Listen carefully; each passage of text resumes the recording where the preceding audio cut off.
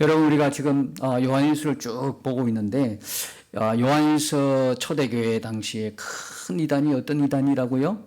영지주의 이단이었죠. 영지주의 이단은 특징적인 뭐냐면 그 영적인 지식을 깨달음으로 구원 얻는다. 근데 그 다수가 아니고 소수예요, 소수. 자기들끼리 소수가 영적인 그 지식을 통해서, 그 깨달음을 통해서 구원받는다. 이 구원부터가 벌써 잘못되었죠. 그리고 또 하나는 당연히 교리가 잘못됐으니까 예수를 그리스도로 믿지 않는 거예요. 예수님이 육체로 오신 것을 믿지 않는 거예요. 그래서 이 배경으로 기록했다는 것을 염두에 두시고 오늘 또 같이 볼 수 있기를 바랍니다. 그러니까 이 이야기는 이단에 대해서, 그죠? 이단에 대한 말씀이라 이렇게 여러분이 보시면 됩니다. 아이들아 그랬어요. 아이들아 그랬어요. 여러분, 여기 우리가 보면 자녀들아, 그 다음에 아비들아, 청년들아, 아이들아 이렇게 넣으죠. 교회 안에는 여러 부류의 신앙의 사람들이 있다 이 말입니다. 이제 갓 예수 믿어서 아이의 수준에 있는 사람, 어떤 사람은 청년의 수준에 있는 사람, 어떤 사람은 아비의 수준에 있는 사람, 이렇게 다양한 신앙 수준들이 있어요. 그러니까 이해를 하고 그 다음에 뭡니까? 충분히 어떻게 우리의 마음을 예수님의 마음으로 채워 넓힐 필요가 있어. 다양한 부류가 있으니까. 근데 이 아이들아 그랬어요. 아이들아. 어떤 분들이 이단에 쉽게 넘어갈까요? 이단에 쉽게 따라갈까요? 사탕 주면 누가 따라갈까? 어른이 따라갈까요? 안 따라가죠. 아이들은요, 지금은 모르겠어요. 옛날에는 달콤한 사탕 하나에도 아버지가 아니고 엄마가 아닌데도 손잡고 따라갔어요. 그래서 불행한 사건도 많았죠. 유괴당하고 이런 일들도 많았어요. 그래서 자녀들아 아니고 청년들아 아니고 아비들아 하지 않고 아이들아, 그런 의미도 있지 않나 싶어요. 지금은 마지막 때라. 지금은 마지막 때라는 거예요. 여러분 아시죠? 이 마지막 때는 예수님이 초림하고 예수님이 재림한 그 사이를 마지막 때라는 거예요. 그러나 더 좁게 이야기하면 주님의 재림이 가까운 그때, 그죠? 그때를 성경에서는 뭐라고요? 마지막 때다, 마지막 때다. 적그리스도가 오리라는 말을 너희가 들은 것과 같이 지금도 많은 적그리스도가 일어났으니 그러므로 우리가 마지막 때인 줄 아노라. 마지막 때의 특징이 뭡니까? 적그리스도가 등장하는 거예요. 적그리스도가. 적그리스도가 나타날 것을 누가 먼저 말씀하셨을까요? 당연히 예수님 말씀하셨죠. 마태복음 24장 보니까 예수님에게 제자들이 질문하죠. 주의 오심과 그리고 세상 끝에는 무슨 징조가 있겠습니까? 라고 질문하는 거예요. 제자들이요? 누구에게? 예수님께요. 주님의 오심과 그리고 세상 끝에 일어날 징조가 무엇입니까? 라고 예수님께 물었을 때 예수님 뭐라고 답변하십니까? 내 이름으로 뭡니까? 그리스도라고 하는, 내가 그리스도, 내 이름으로, 그죠? 내가 그리스도라. 그러면서 사람들을 미혹하게 한다. 그런 일이 일어날 거다. 그렇게 이야기합니다. 많은 사람들이 자기가 그리스도라는 거예요. 자기가 그리스도라. 그래서 이런 일들이 나타날 것이다. 이게 누구냐면 적그리스도입니다. 적그리스도. 그래서 이 적그리스도가 오실 거를 예수님이 먼저 말씀을 하셨어요. 그래서 그 적그리스도가 온 이유는 뭡니까? 사람들을 뭐 한다? 미혹하게 한다. 미혹하게 한다. 여기도 보면 26절에 보시면 너희를 미혹하는 자들에 관하여 그랬습니다. 미혹입니다. 미혹. 사람을 미혹시킵니다. 목적이 뭡니까? 예수님을 못 믿게 하는 거죠. 미혹시켜서 신앙에서 떨어져 나가도록. 그래서 영원한 멸망으로 그렇게 사람들을 무너뜨리는 겁니다. 자, 근데 여기서 여러분, 적그리스도 여러분 들었을 때 뭐라고 인식이 됩니까? 무시무시한 어떤 사람이다. 이렇게 여러분 많이 들어봤죠. 여러분 특별히 계시록 그런 설교를 들으면서 적그리스도 이야기 많이 합니다. 근데 계시록에는 적그리스도가 없습니다. 적그리스도라고 하는 명확한 성경의 단어는요, 요한 1서와 요한 2서에만 있습니다. 요한 서신서에 기록되어 있습니다. 요한 우리가 지금 1서에 2장 보는데 3번 나옵니다. 요 뒤에 4장에 한 번 나오죠. 요한 2서에도 한 번 나옵니다. 적그리스도라는 단어가 나오기는 요한 서신, 요한 1서와 2서에 5번 나와요. 계시록에서는 안 나오는 거예요. 적그리스도가 안 나옵니다. 그래서 이 적그리스도가 어떤 특정한 인물이 아니라는 거예요. 자, 여기 보면 적그리스도, 이걸 헬라어로 안티크리스토스라는 말인데 거기는 간사가 없어요. 여러분 잘 아서 간사가 없다는 것은 뭡니까? 어떤 특정한 인물이 아니라는 거예요. 어떤 특정한 인물이 아니다. 그리고 여기 보면 적그리스도 앞에 많은 적그리스도가 있잖아요. 많다, 수가 많은 거예요. 적그리스도는 수가 많은 거예요. 어떤 특정한 인물이 아니야. 어떤 특정한 인물을 적그리스도라고 하지 않고요. 많은 거야. 다시 말해 이 이야기는 무슨 이야기냐 하냐면 그리스도를 대적하는 자예요. 그리스도를 반대하는 무리들. 그런 자들을 뭐라고 하나? 적그리스도다.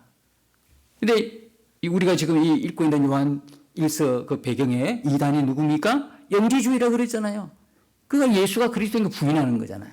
예수가 그리스도. 부인하는 자들. 그리스도를 대적하는 자들. 이들을 두고 이야기하는 거예요. 그러니까 여러분 이제 꼭 기억하셔야 됩니다. 적그리스도는 어떤 특정한 인물이 아니에요. 물론 어떤 거기서 아주 영향력이 있는 사람이 있긴 하겠죠. 그러나 그 한 사람을 두고 한 이야기가 아니고 그리스도를 대적하고 그리스도를 반대하고 성도들을 뭡니까? 대적하고 괴롭히는 이 모든 세력들을 뭐라? 적그리스도다. 그렇게 이야기한다는 이야기를 여러분 기억하실 수 있기를 바랍니다. 자, 여기 보면 어떤 자가 적그리스도인가 22절 명확하게 나와 있습니다. 22절 보십시다. 22절. 거짓말하는 자가 누구냐? 예수께서 그리스도이심을 부인하는 자가 아니냐 그래요. 예수께서 그리스도이심을 부인하는 자. 그리고 또 하나요. 아버지와 아들을 부인하는. 그가 적그리스도니 예수께서 그리스도임을 부인하는 거고요. 또는 아버지와 아들을 부인하는 거예요. 23절에도 보면 아들을 부인하는 자에게는 또한 아버지가 없으되 아들을 시인하는 자에게는 아버지도 있느니라. 아들을 부인하기에는 아버지가 없다는 거예요. 다시 이거 무슨 말이냐면 아들도 안 믿고 아버지도 안 믿는 거예요. 그런데 신기하게 이들은 어디서 그러냐면 19절에 보면 그들이 우리에게서 나갔으니 무슨 이야기입니까? 예전에는 이 믿음의 공동체 안에 있었단 말입니다. 믿음의 공동체 안에 있다가 이들이 나가버린 거예요. 그때는 정말 예수님을 믿는 줄 알았어요. 예수가 그리스도를 믿는 줄 알았더니 아니라는 거예요.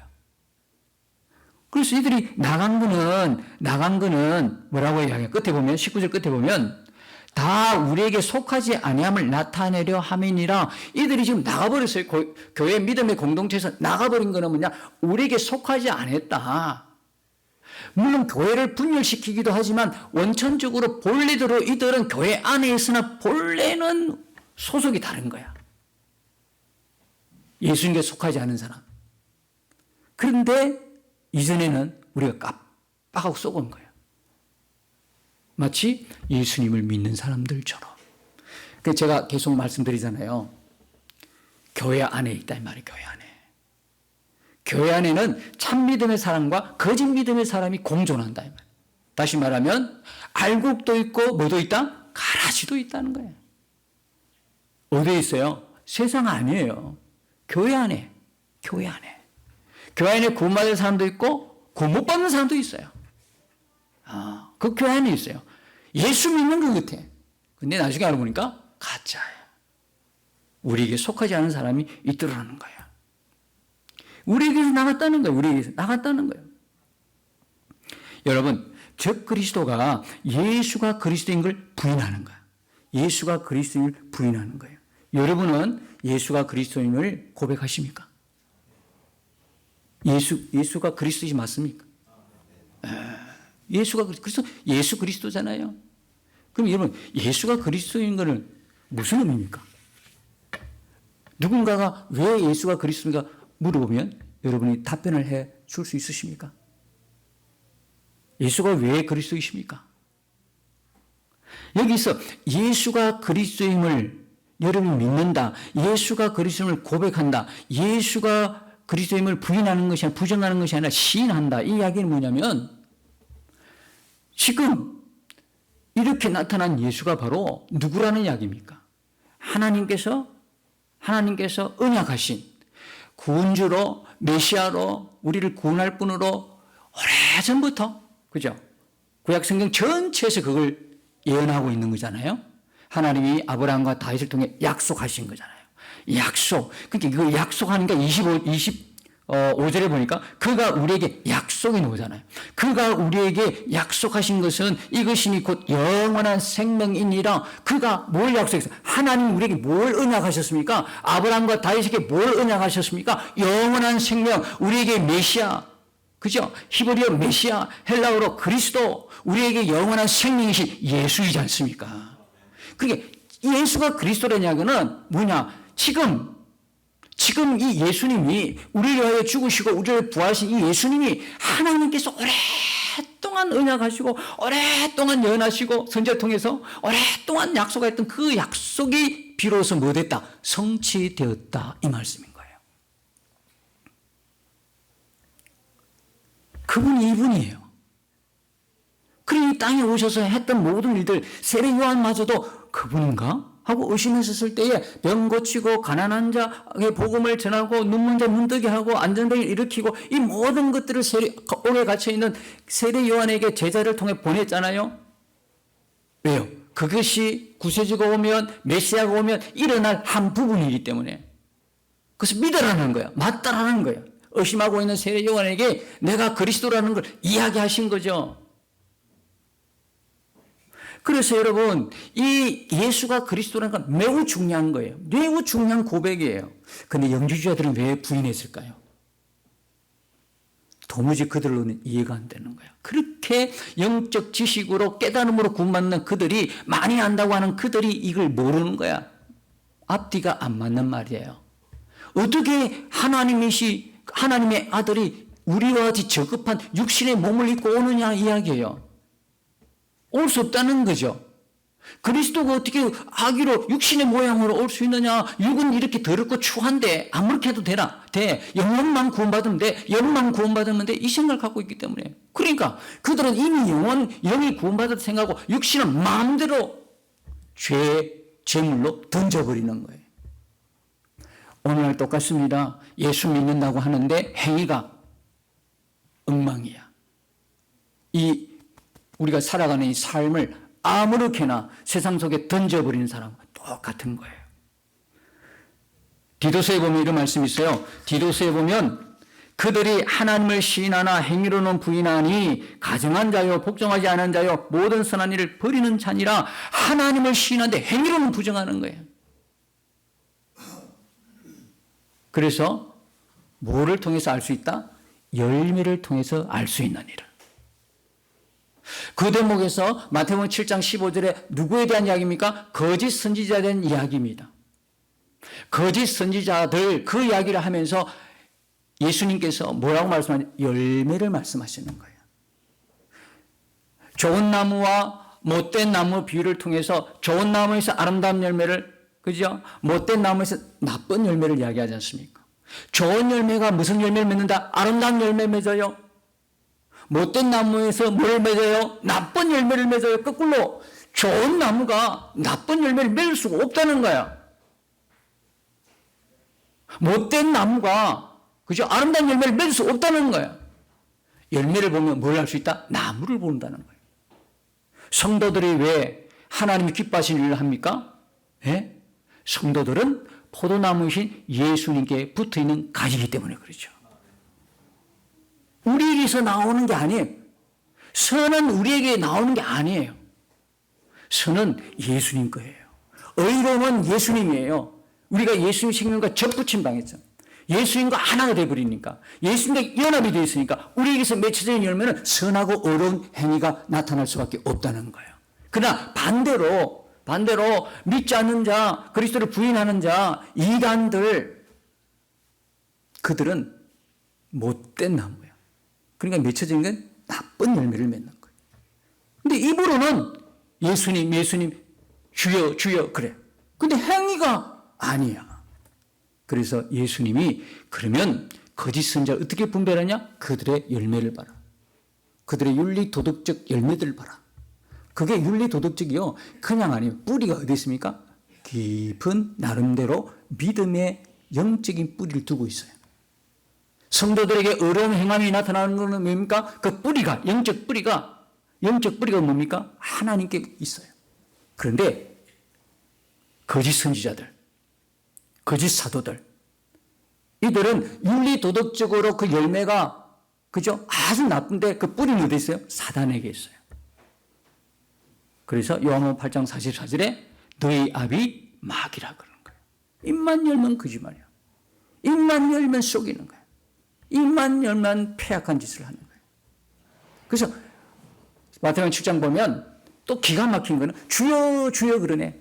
아, 입술로 고백을 얼마나 잘하는지 몰라. 주여 주여 하면서 그들이 무슨 행위를 한 거야? 선지자 노릇, 목사 노릇 했어요.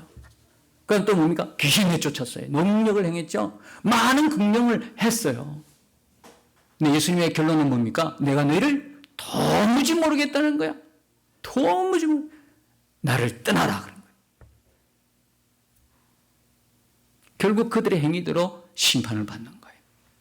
여러분, 그래서 오늘날 이렇게 보면요, 여러분들이 보셔야 돼요. 잘 보셔야 돼요. 말씀으로 무장되지 않으면 여러분 이단들 이렇게 잘 넘어가요. 그냥 콕 하면 넘어가는 거예요. 와가지고 성경 공부합시다. 여러분, 절대적으로는 성경 공부하지 않으면 일단 의심해야 됩니다. 어디 가서 우리끼리. 근데 아무도 알리지 마세요. 신천지죠. 교회에서 나갔지만 교회 안에 있는 하나님의 양무리를 미혹시키려고 밖에서 또 들어오는 경우가 있어요. 신천지는 교회 안으로 들어와요. 들어와서 뭡니까? 사람들을 미혹해서 빼가는 거예요. 그래서 성경 공부하지 않는 거예요. 보통 교회에서 하자면 안 하는데, 그런데 또 하면 잘 따라하는 사람이 있어. 또 보면 그 솔깃해가지고 어젯밤에 꿈을 꿨는데 부터 시작해서 또 영험한 경험, 꿈에서 나타나고 뭐 저기 다 짠 걸, 다 각본에 짠 걸 가지고 쏘가 넘어가는 거예요. 호가 다 하고 넘어가는 거예요. 누군가가 여러분에게 와가지고 너무 신령한 척 하면요, 여러분 의심하십시오. 사람은 별 볼 일 없습니다.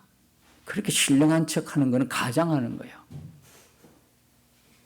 사단은 항상 우리에게 올 때 어떻게 가장합니까? 진짜 종으로 가장하고요.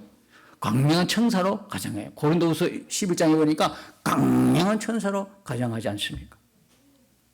흰옷을 입고 와요. 근데 속에는 뭔가 물어뜯는 일이야. 그 겉모양 봐가지고는 잘 몰라요. 겉모양 봐서는 우리가 구분하기 너무 쉽잖아요. 어려워요. 근사하게 나타나죠. 우아하게 나타나죠. 신앙 좋게 나타나요. 믿음 좋게 나타나요. 우리는 얼마나 보고 듣는 것이 취약한지 보는 걸로 판단해가지고 끌려가는 거예요. 이렇습니다. 행위가 열매입니다. 얼마 전에 뭡니까? 다락방. 여러분 아십니까? 다락방? 유광수의 다락방. 예수가 그리스도다. 항상 이야기. 예수가 그리스도다. 복음은 다다. 옳은 말은 다 그냥 자기들 다 써요. 꼭 신천지는 그렇죠. 옳은 이야기는 다 가지고 써. 신천지가 얼마나 좋은 이야기인데, 좋은 말인데, 의미가. 다 하니까 교회 이름을 신천지라고 붙이고 싶지만 붙이지를 못하는 거야. 그게 너무너무 좋은 뜻인데. 새하늘과 새 땅이잖아요. 세상에 이렇게 좋은 신천지 교회, 새하늘과 새 땅 교회야. 야, 나도 붙이고 싶은데 못 붙이는 거야. 그렇게 이단으로 소문이 나 있으니까 그 좋은 이름을 못 쓰는 거야. 보세요. 다락방 좋은 단어는 다 써. 예수가 그리스도다. 그죠? 복음은 다다. 해놓고 어떻게 사는 거는 행위로는 부인하는 거야. 여러분, 예수가 그리스도는 무슨 의미인가 아십니까? 예수가 그리스도는 무슨 의미인지 아십니까? 예수가 그리스도는 의미는 예수가 내 생명이라는 의미입니다. 그리스도입니까? 메시아, 그분이 나의 생명, 나의 구원이라는 겁니다. 또 하나는요, 그렇게 믿는 거는 뭡니까? 구원주로 믿는 것입니다. 또 하나는 뭐예요? 세상 속에 살아갈 때 나의 주인은 누구다? 예수님이라는 고백입니다. 그러니까 예수와 그리스도의 의미는 예수님 나의 구원이고 예수님 나의 생명이지만 또 하나는 예수님 나의 왕이십니다. 이 고백이요. 예수님 나의 주님이십니다. 여러분들이 믿는다면서요. 예수가 그리스도인 걸 아멘 했지 않습니까? 그 의미가 뭔가를 아셔야 되는 거예요.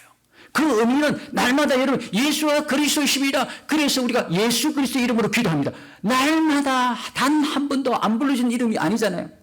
여러분이 식사 기도할 때도 뭡니까? 예수님의 이름으로 기도합니다. 예수 그리스도 이름으로 기도합니다. 정확한 표현은 뭐냐? 우리 주 예수 그리스도입니다. 정확한 여러분의 믿음이 담겨있는 그 표현이 뭐냐면 나의 주 예수 그리스도이십니다. 그리고 우리가 공동 기도할 때도 그렇습니다. 우리 주 예수 그리스도 이름으로 기도합니다. 이게 가장 정확한 표현입니다. 그래서 예수가 그리스도라는 것은 그분은 나의 왕이시다. 그분은 나의 주님이십니다. 그 이야기입니다. 그렇게 이야기해놓고 삶에서는 부인하는 거예요. 여러분들이 진짜 믿음이냐, 예수가 그리스도라는 믿음, 여러분들이 갖고 있는 믿음이 진짜냐 아니냐는 뭡니까? 여러분의 입술로 증명되지 않습니다. 뭐로요? 여러분의 삶으로 증명되는 것입니다. 하나님은 우리의 입술만 보지 않습니다. 우리의 삶을 주목하시는 겁니다. 여기서 진짜와 가짜가 다 드러나게 되어 있습니다. 그러니까 영지주의는 완전 이단이라는 거예요. 완전 이단이라는 거예요. 예수가 그리스도를 부인한다.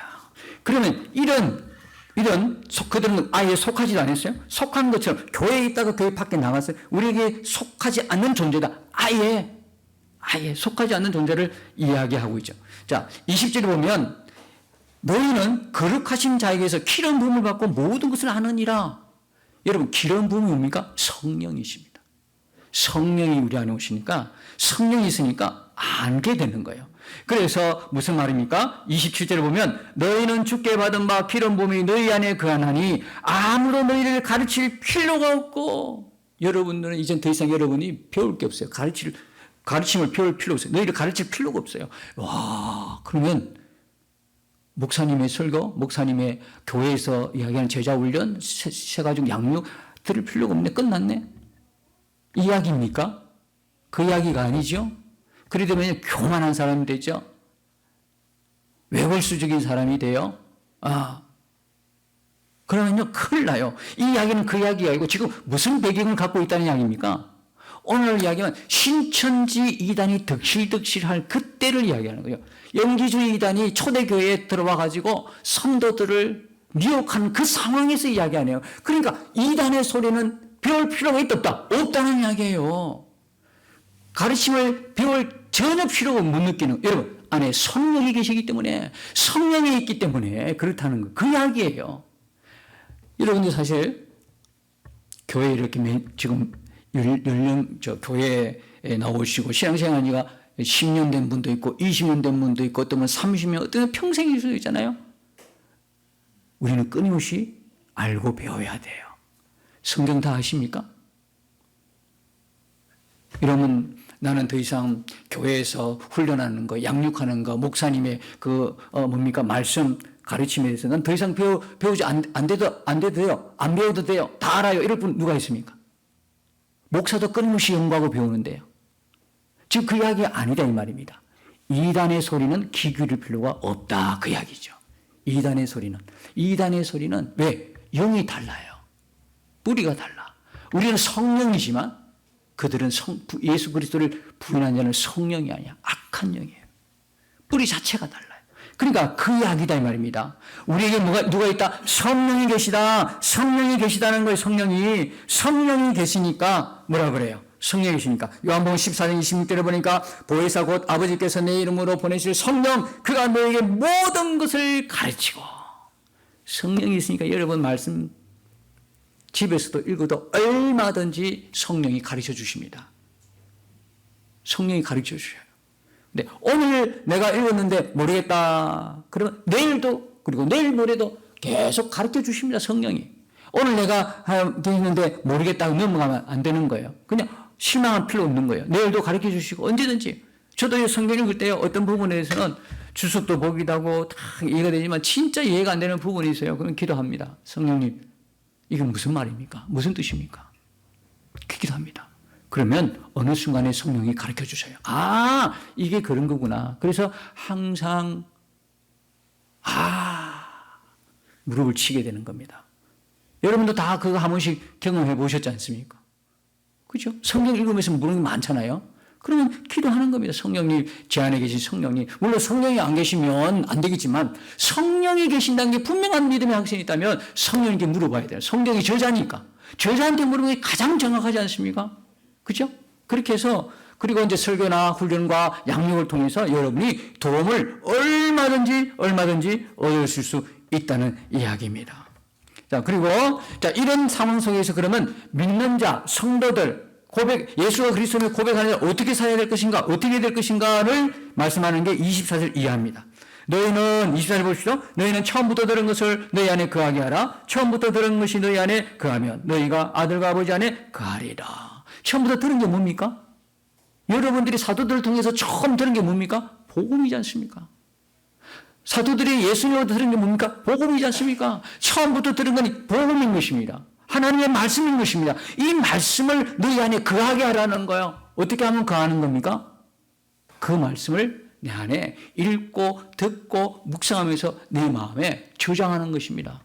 그러면 위기 순간에 여러분 기도할 때 뭐가 저장된 말씀, 내가 암기한 말씀, 내가 은혜 받은 말씀이 톡 하고 튀어오릅니다. 여러분 기도할 때 가장 하나님이 명확한 응답은 뭡니까? 말씀의 응답인 겁니다. 말씀의 응답. 보고 들었다 뭐 신비한 게 이건 위험합니다. 이건 내가 그때 상황이 영적 상황이 어두움에 있을 때는 완전히 사단이 그걸 가지고 미혹하기 쉬운 거예요. 그러나 말씀으로 정확하게 내가 말씀을 갖고 있다면 이 말씀으로 하나님이 나에게 분명히 응답하신단 말입니다. 그래서 처음부터 들은 것을 너희 안에 거하게 하라. 여러분 이 말씀 보니까 뭐가 생각납니까? 14절의 말씀이 생각이 나요. 14절 뒤에 보면 청년들아 그랬죠. 청년들아 내게 쓴 것은 너희가 뭡니까? 강하고 하나님 말씀이 너희 안에 거하시게. 예수가 그리스도임을 믿는 자들은 항상 뭡니까? 하나님의 말씀을 읽고 듣고 묵상하고 하나님의 말씀을 마음에 채우는 사람입니다. 그 말씀이 채워질 때 강합니다. 성령의 검으로 사단 마귀를 이기고 시험을 이기고 승리한다 이 말입니다. 왜 집니까? 말씀이 없으면 집니다. 말씀이 검입니다. 말씀이 검. 근데 검이 없으니까 전쟁에서 죽습니다. 시험 들고 어려움 당하고 그렇습니다. 그러나 내게 말씀이 있으면 어떤 시험과 어떤 어려움에도 능히 이기고 승리할 것을 하나님이 말씀의 능력을 통해서 우리에게 부어주신 것입니다. 그래서 여러분들이 계속 이 말씀을 여러분들이 채워 넣어야 되는 겁니다. 그 다음에요 27절 28절입니다 27절 28절 뭡니까? 너희는 주께 받은 바 기름 부음이 너희 안에 거하나니 아무도 너희를 가르칠 필요 없고 오직 그의 기름 부으심이 너희 모든 것을 너희에게 가르치며 뒤에요 또 참되고 거짓이 없으니 너희를 가르친 그대로 주 안에 거하라. 그리고 28절에 자녀들아 이제 그의 안에 거하라. 예수가 그리스도임이 분명히 고백되어진다면 여러분들이 시인한다면 이제는 뭐 해야 됩니까? 말씀을 채울 뿐만 아니라 그분 안에 거해야 되는 것입니다. 그분 안에 거한다는 건 뭡니까? 우리의 생각과 마음에 온통 그분으로 채워져 있는 걸 말합니다. 여러분 지난 한 주간 되돌아보십시오. 그분에 대한 예수님에 대한 생각과 예수님에 대한 마음이 여러분 안에 과연 얼마 동안 있었습니까? 어떤 날에는요 하루 종일 그분 생각 안 날 때가 있어요. 그럼 여러분은 그때 어떻게 뭘 기준으로 결정하십니까? 그러고 나서 그 결정은 우리에게 후회를 남길 때가 참 많습니다. 경험적으로. 우리가 그분 안에 거하는 것은 물론 말씀 안에 거하는 것 똑같지만 우리가 우리 마음과 생각에 물론 사단도요 성도들의 생각과 마음을 막 공격합니다. 막 엉뚱한 생각, 기도 조금 하려고 그러면 자꾸 엉뚱한 생각 듭니다. 엉뚱한 염려, 걱정, 두려움 확 몰려올 때가 있습니다. 성령이 그러시던가요?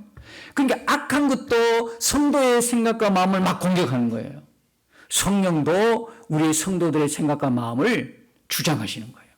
그러니까 우리가 주님의 생각으로 주님의 그 마음으로 우리 생각과 우리 마음이 가득하는 것입니다. 그것이 뭐냐면 주님 안에 거하는 겁니다. 사랑하는 성도 여러분, 우리는 지금 복음의 삶으로 살아내는 자, 삶의 변화를 누리는 자들이에요. 우리가 들은 거 그냥 교리적인 지식이 아니에요. 살아계신 그분이 나와 함께 계신다는 분명한 믿음을 고백하는 자들입니다. 그분이 나와 함께 계시고 그분이 나와 영원토록 내 안에서 나와 함께 연합하여 사시고 계신다는 그 사실을 그대로 믿는 자들이 우리들입니다. 그렇다면 그분을 외롭게 하지 마십시오. 그분과 별거 중에 있는 성도들이요, 빨리 깨어서 일어나십시오. 내 안에 계신 그 주님과 행복한 동행을 결단하십시오.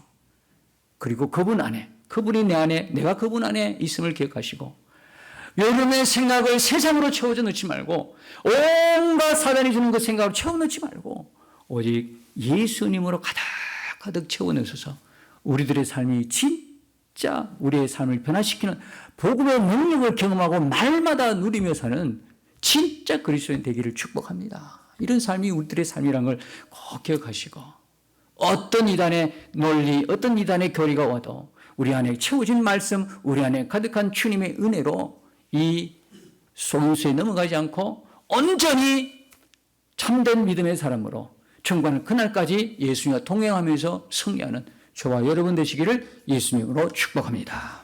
주와 함께 싸워 승리하리라.